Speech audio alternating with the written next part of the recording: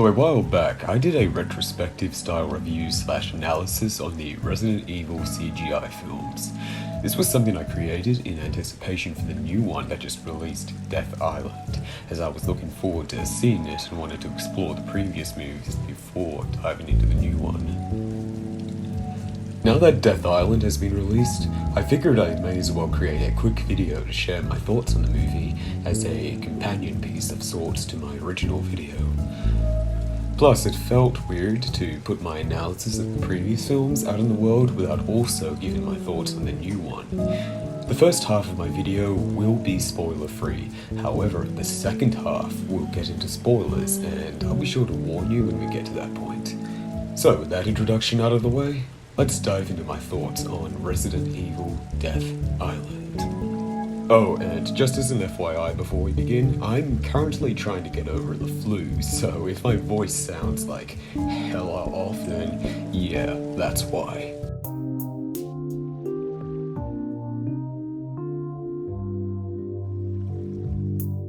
Resident Evil Death Island is the latest entry in the series of CGI films that take place in between the events of the Resident Evil games. It's set in 2015 and stars Jill Valentine, Leon Scott Kennedy, Chris Redfield, Claire Redfield, and Rebecca Chambers. It also features a man named Dylan Blake as the antagonist and a returning villain from the previous movie, Maria Gomez. The film revolves around two separate missions that the protagonists are on, which little do they know are connected. Leon is on a mission to rescue a man named Dr. Antonio Taylor from kidnappers who's wanted for selling classified information to entities outside of America. Meanwhile, Chris, Jill, Claire, and Rebecca are investigating a zombie outbreak in San Francisco where the cause of infection has yet to be identified, but all of the victims share one thing in common. They all visited Alcatraz Island recently. The journeys of all five characters eventually converge at Alcatraz, where little do they know, they will face off against villains connected to all of their pasts and face off against a new, deadly virus. Death Island is a movie that I was really excited for. However, regardless of that excitement, I went in with low expectations. This is because these movies, while they are definitely fun and filled with lots of fan service, usually aren't the greatest. I don't think they're terrible, but I don't think they're fantastic either. They're just okay. But I still really enjoy them because I love this franchise and I love seeing my favorite characters on screen. This movie was no different, and it's pretty much what I expected it to be going in. Just another fun little side adventure that relies on the viewer's prior affinity for the Resident Evil franchise going in. The action and chaos is dialed back a lot more compared to Vendetta, which this film is a direct sequel to, but it's still a fun side adventure overall. I mentioned in my previous video that you probably wouldn't get anything out of these movies unless you're already a fan of this franchise, and in the case of Death Island, especially so. The main selling point of Death Island is finally seeing all of these iconic characters from the games team up and work together, something that we've never really seen before. At least not to this extent, as even though some of the characters have met each other before or shared screen time in the past, this is the first time where they are all together. This is literally the Resident Evil equivalent of the Avengers, and if you don't have any connection to these characters or the franchise as a whole, you probably won't care much about anything that's happening. However, if you are a fan like I am, you're more likely to get something out of this film. I've seen some polarizing takes on it. Some fans think the film is awful, others loved it, but as for me, personally, I think the movie's perfectly fine. Regardless of its flaws and the criticisms I have, which I will get into a little later, Death Island is still one of the stronger entries in the CGI series of films. Even though it gets pretty predictable towards the end, especially if you've seen the other films, it starts out really interesting, and it's great to see all of the game protagonists fighting side by side together, as, from a fan perspective, it's definitely the highlight of the film, and I'm really hoping that we see more team-ups like this in future games. But that's just it. It's fine. It's not a terrible movie, not a great movie, just okay. I really enjoyed my time with this film. There were a few fun moments I really enjoyed that I'll also get into later during the spoiler section of the video, and I'm definitely interested in watching Death Island again sometime. But the movie doesn't really break new ground, it doesn't develop the characters further, and doesn't have much impact on the overall lore and storyline of Resident Evil. For example, they touch on subject matter such as Jill Valentine's PTSD from the events of Resident Evil 5, yet they don't really take the time to properly develop that aspect of her character. They address her trauma in just one scene before quickly brushing that subplot aside and forgetting all about it for the rest of the movie. I feel like having at least one extra scene where they touched upon that aspect of her character or just explored her mental health more would have made a huge difference and created a much stronger, more fulfilling narrative. Maybe they could have found a way to tie that subplot into the film's overall storyline a lot more, rather than just bringing it up in one scene and completely forgetting about it for the rest of the movie. But hey, at least they acknowledged her PTSD from Resident Evil 5, which is better than never acknowledging it at all. But if there's one aspect of Jill that I believe the filmmakers got right, it's that they chose to make her the primary focus of the movie. Out of everybody in the film's ensemble cast, she's given the most attention, and I believe that was the right decision to make, as not only is this a character we haven't seen in a long time, but she has the strongest presence whenever she's on screen.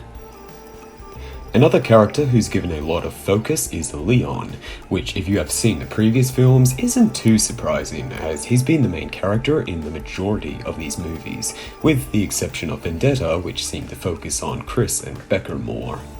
As mentioned in my previous video, Leon is my favourite Resident Evil protagonist, and he's also just in general one of my favourite gaming characters of all time, so I really enjoyed seeing him in this movie. He also had a couple one-liners that I thought were really funny, which I'll get into during the spoiler section of the review. I loved seeing Matthew Mercer return as the voice actor for Leon. I think the new actor, Nick Apostolidis, who voiced him in Infinite Darkness, Resident Evil 2 Remake, and Resident Evil 4 Remake, is fantastic, and he has really grown on me as the character. However, I have a lot of nostalgia for Matthew as Leon because my first Resident Evil game was Resident Evil 6, where he debuted as the character. Matthew Mercer was my first ever introduction to Leon, this character who would go on to become one of my favorites. I never expected to see him return to play the character ever again. Hearing him in the role once more was really nostalgic and it made me feel like a teenager again. It was really nice. Another aspect of this movie I liked was the setting. I feel like the idea of having a zombie outbreak set at Alcatraz is a really cool idea. Sometimes the scenery felt a little dull or bland, obviously, but after multiple movies where the outbreaks were set in cities, having an outbreak take place somewhere new and different like a prison was a nice change of pace. It made the movie feel unique compared to the others, and moving forward, I'd like to see more unique settings for these films. That's about it for everything positive I have to say about this movie. I do have some other criticisms besides what I mentioned about Jill, but I'll have to get into those during the spoiler section of the review, as those criticisms are, well, they involve spoilers. All I can say for now, without spoiling anything, is that there were some aspects of the story which either didn't make sense or felt like they weren't particularly well thought out. But when it comes to this movie, for me at least, the positives outweigh the negatives. So yeah, overall, I really enjoyed my time with this movie as a fan of the franchise. In my previous video, my ranking for the CGI films was Damnation, Degeneration, Vendetta, and Infinite Darkness. On my list, I think I'd rank Death Island just underneath Damnation. I think Damnation is still my favourite due to nostalgia, but Death Island comes very close to beating it due to its cast of characters. Like I said before, this is literally the Resident Evil equivalent to the Avengers, and that in itself is very appealing. After watching this movie, I think what I'm most excited for is how this film has created new and exciting possibilities for future Resident Evil stories. Death Island has opened doors that before were otherwise closed, and the possibilities are endless now for more ensembles and team-ups with all of these iconic characters. I would love to see something like this again, but preferably in the games. Maybe Resident Evil 9 or 10 will be another team-up, I suppose only time will tell. But anyway, that's it for the spoiler-free section of my review and analysis. From this moment onwards, I'm going to discuss the movie a little more in depth and give you some of my more elaborate thoughts regarding aspects of the story and its characters that I only lightly touched on in this spoiler-free section. So, if you've already watched the movie or just don't care about spoilers, then I invite you to join me for this next section of the video. But if you haven't seen the movie yet and don't want to get spoiled, then feel free to come back later if you're interested in hearing more of my thoughts after checking out the movie. So, for those who will be stopping here, I'll see you in my next video, but for those who have decided to stay, let's dive into spoilers.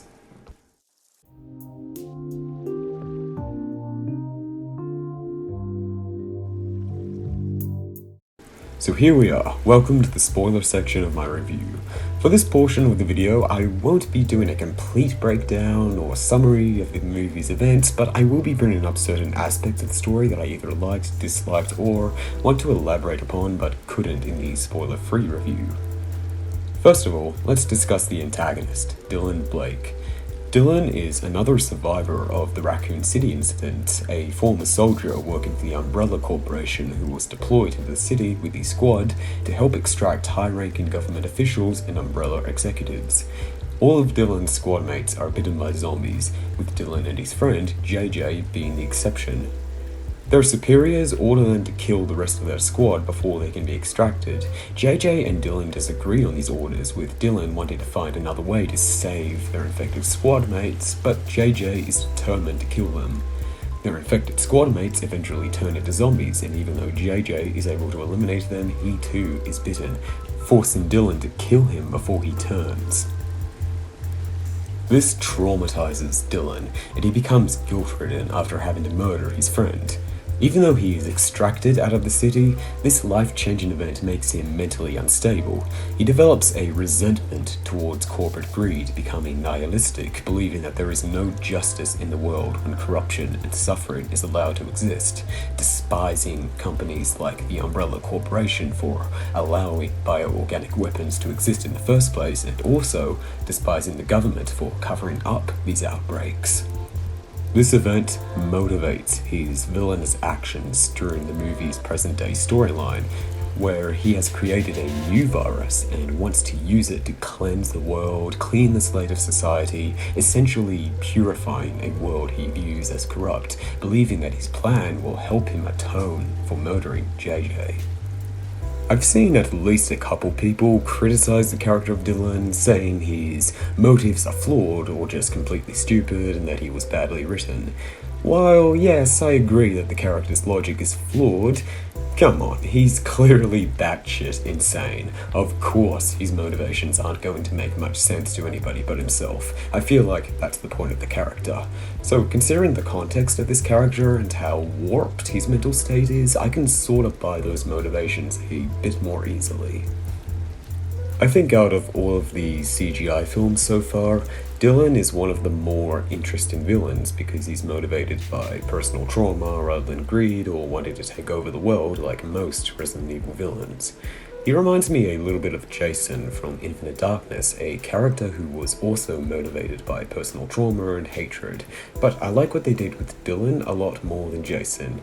As I mentioned in my previous video, I felt like they took Jason a little too far to the point where the character ended up feeling a little bit pretentious and also unintentionally funny. With Dylan on the other hand, I feel like he was a bit more palatable as a character. Although if there's one thing that Jason has over Dylan, it's the fact that Jason definitely had like a more intimidating presence. Anyway, so those are my thoughts on Dylan, but there's a few other spoilery things that I want to cover, a few minor criticisms as well as some other things I liked, so let's continue. Let's start with some criticisms as mine, as I wasn't able to fully discuss them in the spoiler-free review due to the fact that they are, well, spoilers. I mentioned there were some things that didn't really make sense or felt like they weren't well thought out, and what I was mainly referring to when it comes to that is how Dylan's virus works. The virus infects hosts through tiny robotic drones that inject its victims with the virus, so small that you can't even see them. The idea itself is perfectly fine, it's just that there's one issue, and it's that the time it takes for these drones to infect someone is inconsistent. All throughout the movie, we watch as these drones infect innocent civilians and they transform into zombies instantly. However, later on in the movie, all of the main characters, except for Jill and Rebecca, are infected by these drones too, yet they don't instantly transform. Instead, it takes them forever to transform, giving Rebecca enough time to create a vaccine, reach them, and cure them before it's too late and they all turn. Like I said, it's inconsistent and it feels kinda lazy. I get that the protagonists need plot armor to a certain extent, but I feel like this could have been handled a little better. Considering the context of the scene where Dylan has infected all of the other characters for the purpose of taunting Jill and trying to convince her to shoot them before they turn and kill Dr. Antonio Taylor, maybe they could have added an extra line of dialogue or two mentioning that this is an altered version of the virus. Unlike the previous version we saw, this one takes time to infect its hosts, and Dylan created this specific version of the virus for the purpose of creating a dilemma for Jill. The scene is all about Dylan using his virus to try to make a point to her after all. I know that's not a perfect solution to this plot hole, but hey, it's better than nothing. Oh, also, it's mildly amusing that after all of these years, Chris finally gets infected by some sort of virus. Up until now, throughout the series, all of the other protagonists have been affected by some sort of virus before being cured, but Chris was the lucky one who was never infected by anything up until now, to my knowledge at least. Poor guy, he had a good run. Another criticism I have, although admittedly it is very minor, is the fact that the film doesn't acknowledge the ending of Infinite Darkness. At the end of Infinite Darkness, the relationship between Leon and Claire became strained and they parted ways on bad terms. But now that they've reunited in Death Island, that event is never brought up or acknowledged, and it's like nothing bad ever happened between them to begin with. Maybe there's going to be a season 2 of Infinite Darkness where they acknowledge this and wrap up that plot thread, who knows. But the only reason why this is a very minor criticism and it doesn't bother me too much is because, realistically speaking, I feel like those two characters would have gotten over what happened by now. 9 years have passed between Infinite Darkness and Death Island, and after all of that time, I doubt Claire would still be holding on a grudge towards Leon. It makes sense that she probably would have moved on by now.